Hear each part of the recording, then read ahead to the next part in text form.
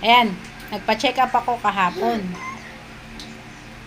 Sabi ng doktor sa akin, ano daw yung mga nararamdaman ko.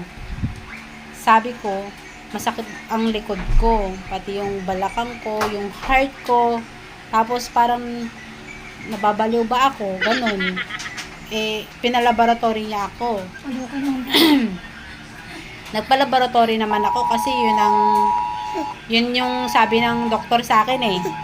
So, ginawa ko lahat yung mga laboratory na yun. Tapos, bumalik ako sa doktor.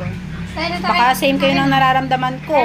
Ibig sabihin, pares tayo ng sakit. Nasabi sa akin, Madam, yung result ng laboratory mo kaya ka daw po ako nagkakaganon. Sabi ng doktor, dahil wala daw kasi ako pera. So, magkapares tayo ng sakit kung yun din ang nararamdaman nyo.